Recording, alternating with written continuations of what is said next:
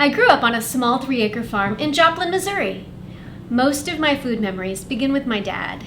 He kept a huge garden, we had beehives in the backyard, and we even raised our own cows and pigs for butchering so we'd have meat all year long.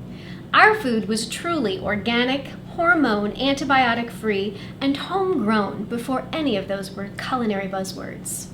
I'm Lisa Adams, a private chef in New York City. When we transform simple ingredients into delicious meals, it reminds us that change is possible in all areas of our life. That's alchemy. That's all good things.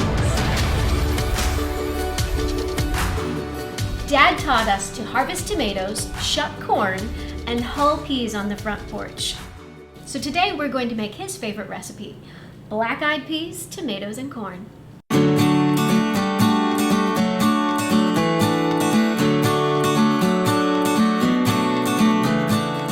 These are available in a can, but dried peas are incredibly easy to cook and they're cheaper too.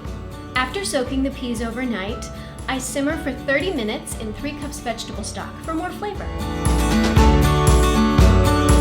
The next step is to cut the raw corn off 5 cobs. Now there are a lot of tricks to do this, but the secret is to have the cob raised up out of the bowl so the corn will have somewhere to fall instead of shooting all over your kitchen in every direction. Next, we're going to saute the corn in 1 tablespoon butter for 1 minute. This dish was my dad's favorite because it's what my grandma Ora used to make for him when he was a little boy. That's why food memories have value. They become the blueprint for what we're going to cook for our children and our husbands and wives. They're part of our family history. My sister and I could win green chili eating contests. Why? Because we're half Hispanic kids who grew up eating Mexican food in the Midwest. It's who we are.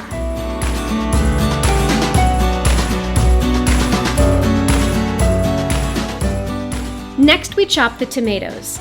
I recently learned that the whole don't refrigerate tomatoes is a bit of a myth. Keeping them cool doesn't break them down faster or convert them to sugar or starch or whatever. But I think a room temperature tomato tastes more like the tomatoes from my dad's garden, so I leave them out on the counter. Working as a private chef in homes, I encounter so many people that cut their tomatoes vertically. I'd never even heard of that. I cut my tomato horizontally because there's this fibrous core inside the center. So when you're cutting vertically, you're getting all core.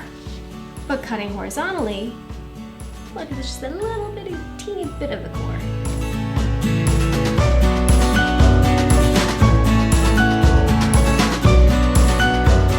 Generously season with salt and pepper. Drizzle with white balsamic vinegar and sprinkle with thyme leaves.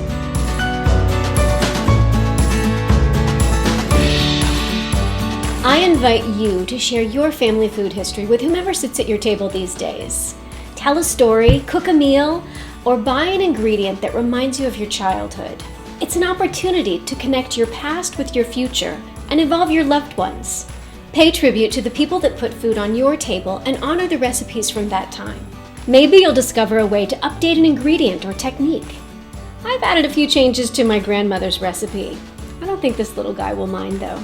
Cheers!